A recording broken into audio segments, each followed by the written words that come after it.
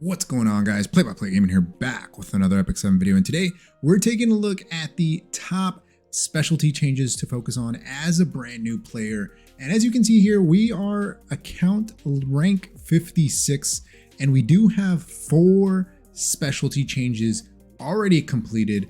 So just a little bit of background. We're going to go over the top 3, in my opinion, that I think that you should focus on, and then I'll give you my reasoning behind it. We did start a brand new account. We are about 11 days in to this account.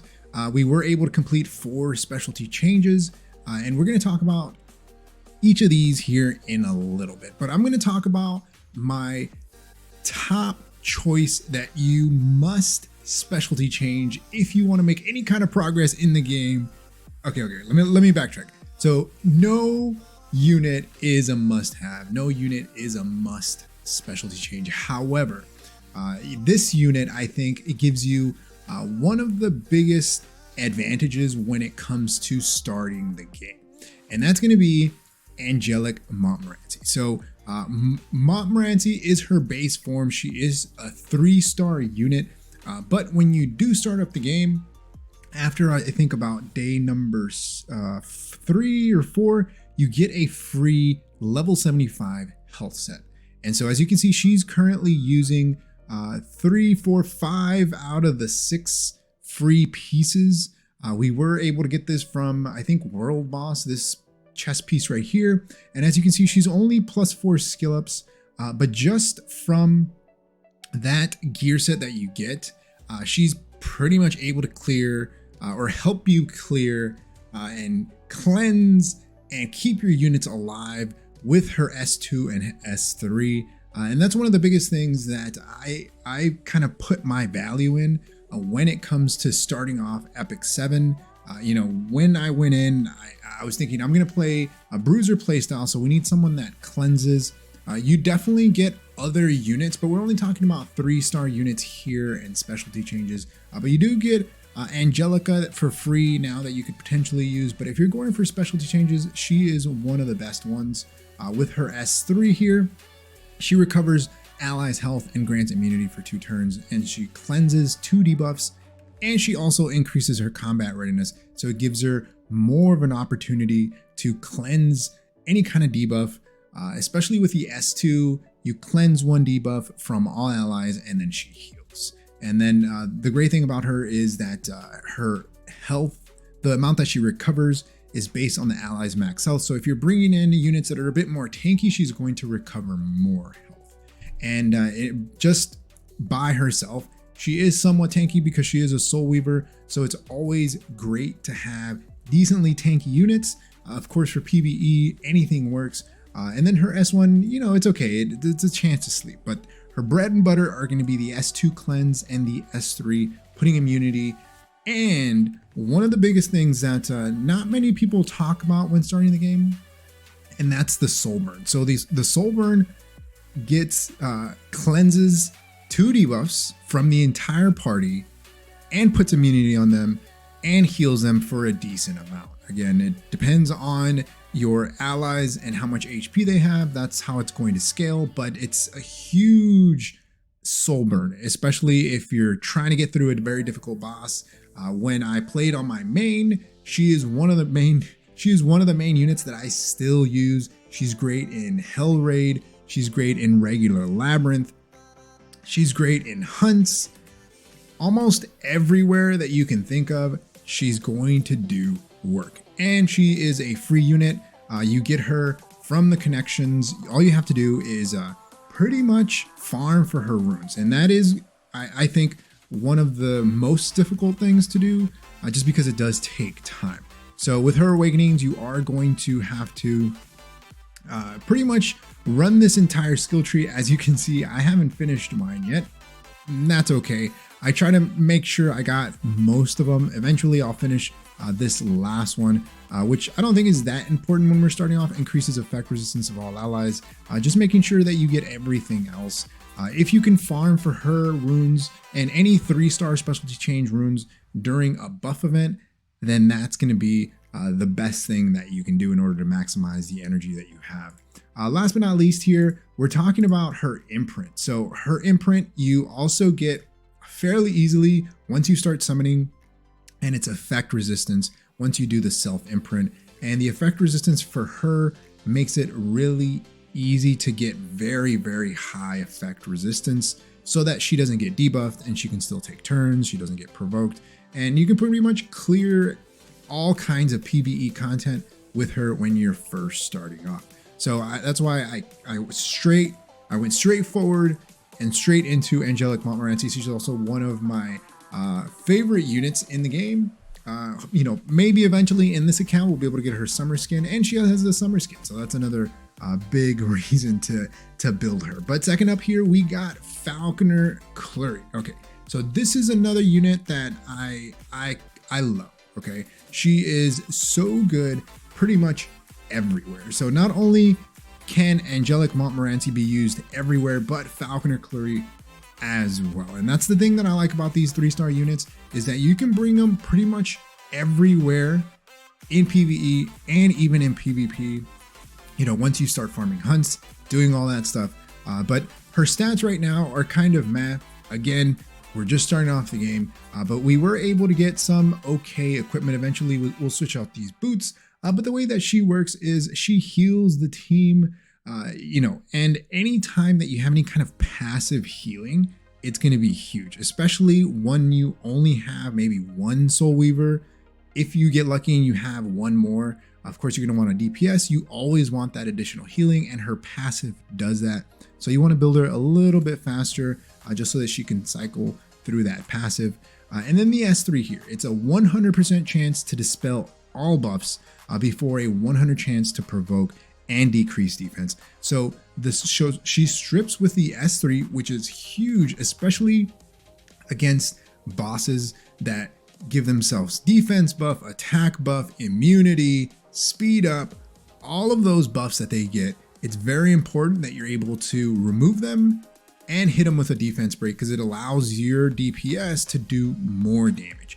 And if you take a look at any of my guides that I've done for Abyss, you can see that I've used Falconer Kluri in almost like every single Abyss floor, just because she's that good. And that's 100 and above, Abyss floor 100 and above, right? So it's one of those units that even in late game, she is still really, really good in all areas of the game. And so again, with her, her imprints are also free. You're gonna eventually pull Kluris. You can just imprint Falconer Kluri with those. But she gives herself defense to everybody, and the imprint is just defense up. It doesn't seem like a lot, but she does scale off of defense. So she deals damage based on her own defense. So, I mean, you can build her kind of damagey, but you know, in my opinion, that's not going to be her main role. Her main role is going to be to support. So we are talking about 2 support units to start off the specialty changes, and she does increase her combat readiness by 20% every time that she hits with her S1. So she is going to be one of the best support units that you can have when you are starting the game. You know, however you build her is fine. She's going to want to be tanky. She's going to want to have some defense, some health. Of course, my stats aren't insane right now because, again, eventually we'll get there.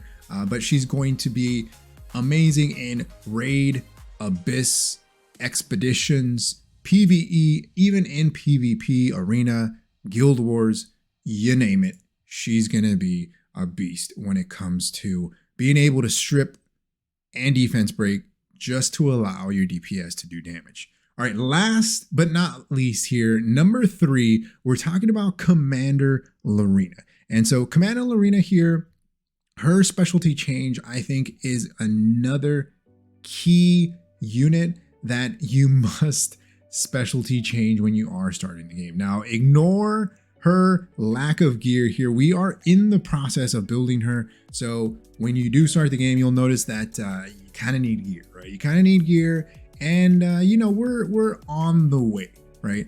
We're on the way to building her. And the main reason why you want to specialty change Lorina is that she is amazing in Labyrinth. Of course, you can use her in Expedition. You can use her in Abyss. She's also great there. Labyrinth is where she really shines. She's able to give your team almost the highest morale possible, which is kind of insane. And you can bring in units to give you a really high morale, which is going to allow you to, so it's going to let you progress a lot more. You're going to cover more grounds if you can have a higher morale. And so the great thing about her, Commando Lorina, is that she's a straight DPS unit. She can deal a lot of damage and she's free. Of course, you're going to have to spend some time farming for those runes. As you can see here, we were able to kind of get everything going for the buff event. We're able to farm enough runes. Once we have gear for her, we'll go ahead and spend all of those runes to unlock the rest of her skill tree. That's where the most amount of her damage, improvements, everything that's good about her comes from the skill tree, just like all the other 3-star units here. Last but not least here, we're talking about Mercenary Helga. Now, Mercenary Helga, I've actually never used before. Even on my main account, I never built her, and I never built her because I wasn't too sure about her kit. But for this account, this 11-day-old account, we're farming Banshee. So right now we are actually, I think, Banshee 11, 10 or 11, something like that. Okay, we're Banshee 12. All right, we haven't tried Banshee 12, so we'll say we're at Banshee 11, right?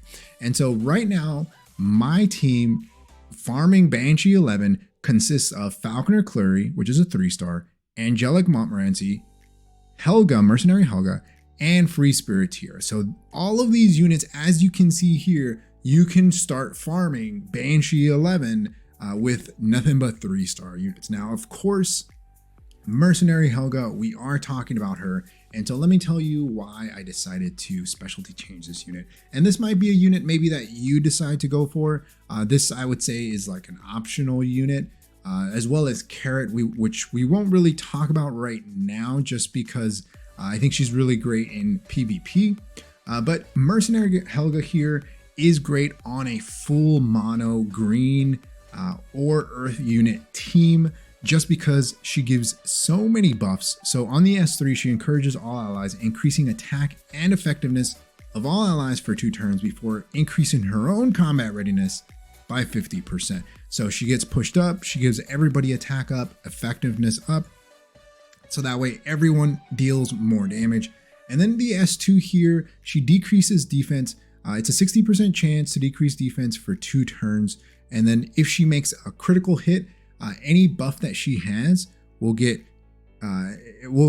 extended by 1 turn. So if she's critting all the time, she's constantly extending her buffs. And then she has another defense break on the S1. So she can be a damage dealer, a support.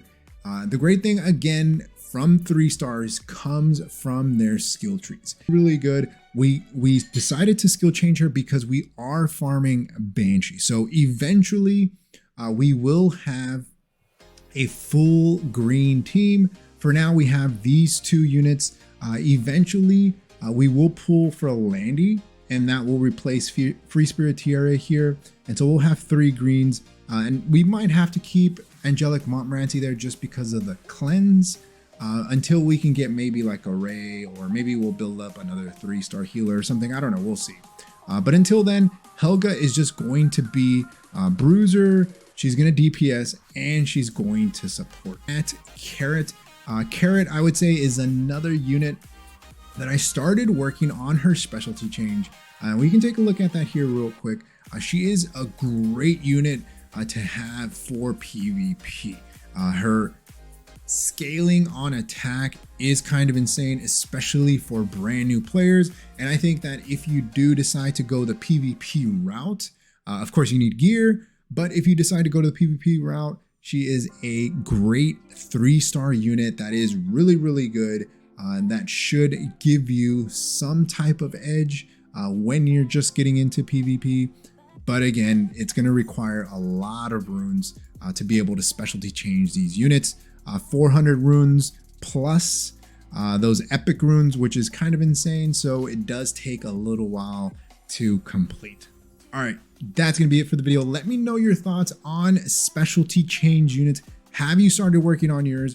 Who is your favorite out of all of the 3 specialty change units? Let me know in the comment section below. Like always, any questions, comments, concerns, again, leave them in the comment section below. If you happen to enjoy the video, hit that like button. If you haven't subscribed, think about subscribing. It really helps the channel grow and reach more people like you who like content like this. Like always, thanks for watching, and I'll see you next time. Peace.